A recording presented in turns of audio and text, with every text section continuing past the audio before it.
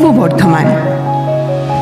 এই অঞ্চলটি সৃজনশীল প্রতিভার এক অফুরন্ত ভাণ্ডার, যেখানে প্রতিটি গৃহে শিল্প আর সংস্কৃতির মিলন ঘটে। এখানকার মানুষেরা সঙ্গীতের সুর, নৃত্যের ছন্দ এবং চিত্রকলার বর্ণের সাথে জীবনের প্রতিটি মুহূর্তকে উদযাপন করেন। পূর্ব বর্ধমানের প্রতিটি শিল্পী, সঙ্গীতজ্ঞ, নৃত্যশিল্পী, চিত্রশিল্পী এবং যোগ প্রশিক্ষক তাদের দক্ষতা এবং প্রতিভা দিয়ে আমাদের সংস্কৃতির গৌরব নিরন্তর বাড়িয়ে চলেছেন। তাদের সৃষ্টিশীলতা এবং পরিশ্রমে এখানকার মাটি যেন আরও উর্বর হয়ে উঠেছে। আমাদের মাননীয় সভাপতি শ্রী অরিজিৎ চক্রবর্তী মহাশয়ের সভাপতিত্বে এবং মাননীয় প্রতিষ্ঠাতা ও সম্পাদক পণ্ডিত ব্রজ বিহারী চক্রবর্তী মহাশয়ের নির্দেশনায় পশ্চিমবঙ্গের পূর্ব বর্ধমান জেলার বর্ধমান শহরের সংস্কৃতি লোকমঞ্চে অনুষ্ঠিত হল পূর্ব বর্ধমান সংস্কৃতি মহোৎসব 2024 সমাবর্তন অনুষ্ঠান, যা শুধুমাত্রই পূর্ব বর্ধমান জেলার অনুমোদিত বিদ্যালয়গুলিকে নিয়ে আয়োজিত। পূর্ব বর্ধমান জেলার অন্তর্গত মোট 352টি অনুমোদিত বিদ্যালয়ের উচ্চ বর্ষের শিক্ষার্থীরা এই সমাবর্তন অনুষ্ঠানে অংশগ্রহণ করেছেন, যা সংখ্যায় 750 জন ছাত্রছাত্রী এবং প্রায় 1200 সংখ্যক দর্শকের মাঝে আমাদের এই অনুষ্ঠান আয়োজিত হয়েছে। সমাবর্তনে শিক্ষার্থী, শিক্ষক শিক্ষিকা এবং অভিভাবক বাদে উপস্থিত ছিলেন বিশেষ কিছু ব্যক্তিত্ব। তাদের অনুপ্রেরণায় আমাদের ছাত্রছাত্রীরা বাংলা তথা দেশকে গৌরবান্বিত করবে, এটাই আমাদের একান্ত আশা।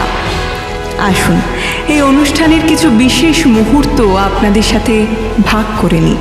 পূর্ব বর্ধমান সংস্কৃতি মহোৎসব 2024 সমাবর্তন অনুষ্ঠান।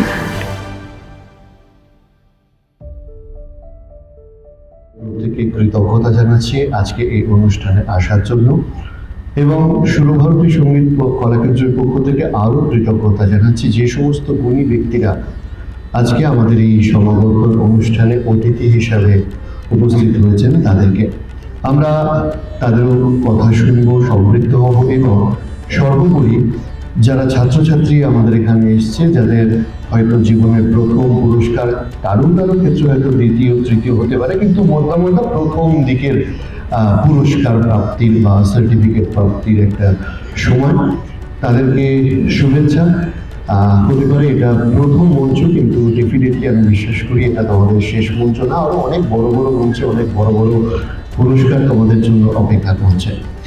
পূর্ব বর্ধমান জেলা সুরভারতী সঙ্গীত কলাকেন্দ্রের কাছে একটি গর্বের এবং অন্যতম প্রিয় একটি জেলা, কারণ এই জেলা থেকে প্রায় 200 বেশি সাংস্কৃতিক বিদ্যালয়, মানে ইনফ্যাক্ট বর্ধমান জেলা বিভক্ত হওয়ার পর পূর্ব বর্ধমান থেকে যে এত সুন্দর আমাদের সাংস্কৃতিক কার্যকারিতা থাকবে সেটা হয়তো আমরাও শুরুর দিকে ভাবতে পারিনি। যাই হোক, প্রায় প্রতিটি অঞ্চল থেকে 200-র অধিক সাংস্কৃতিক বিদ্যালয় সুরভারতী সঙ্গীত কলাকেন্দ্রের রয়েছেন, যাদের ছাত্রছাত্রীরা আমাদের এখানে পরীক্ষা দিচ্ছে, এবং তাদের মধ্যে অনেক বেশিরভাগ ইনফ্যাক্ট বিদ্যালয় এখানে এসছেন এবং তাদের ছাত্রছাত্রীরাও এসছে।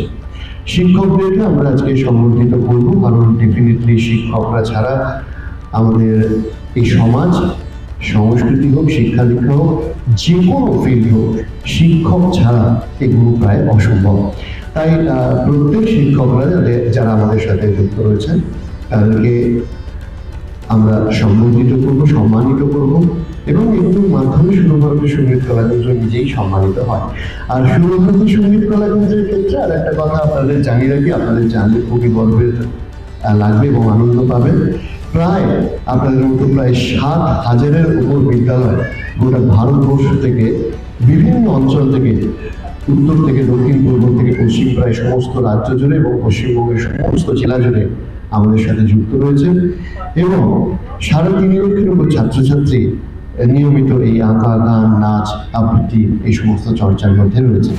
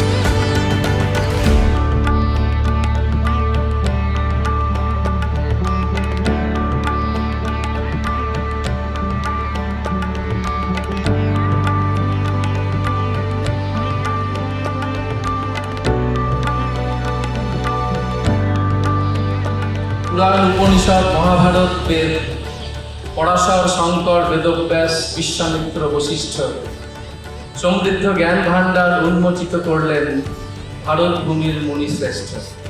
অনুষ্ঠানটা খুবই ভালো লাগছে। মানে এতে ছাত্রছাত্রীরা আরও মোটিভেশন পাবে যে আরও ভালো কিছু করার জন্য। এত সুন্দর একটা অনুষ্ঠান, খুবই ভালো লাগছে। তো এটা ফার্স্ট এক্সপিরিয়েন্স, যে কেমন হবে এতটা জানতাম না। তো এতদিন সার্টিফিকেট বাড়িতে পেয়েছি বা স্যারেরা দিয়ে এসেছে, তো এখানে এসে একটা আলাদা রকম অনুভূতি হয়েছে। এরকম একটা বড় হলে সার্টিফিকেট পেয়ে আমার খুবই ভালো লাগছে, যেন আরো এরকম সার্টিফিকেট ভবিষ্যতে পাই। সুরভারতী অনেক আপডেট, অনেক পুরনো মহিরুহ, তার অনেক বড় সড়ো ব্যাপার আছে, কিন্তু সুরভারতী গাছটা নতুন চারা হলেও মানে কিছু কিছু গাছ থাকে না, এটা উদাহরণস্বরূপ বলা যায় এই ছোট গাছের ভেতরেই সার হয়ে যায়। সুরভারতী অনেকটা সেরকম। বলতে আমি নাচের স্কুল করার পর থেকে এখানেই আমি, আর এখানেই থাকবো ভবিষ্যতে। আমি মানে ভাষায় তো প্রকাশ করার মতো নয় অবশ্যই, তবে ধন্যবাদ জানাবো সবাইকে, সুরভারতী সঙ্গীত কলা কেন্দ্রকে এবং আমার গুরুকে। অবশ্যই আমার শিক্ষক ছাড়া তো এটা সম্ভব না কখনোই। প্রথমবার প্রাইজ নিলাম এবং সুরভারতীর উদ্যোগ খুবই সুন্দর। এর দ্বারা ছাত্রছাত্রীরা আরও উদ্বুদ্ধ হবে এবং ভবিষ্যতে আরও এগিয়ে যাবে।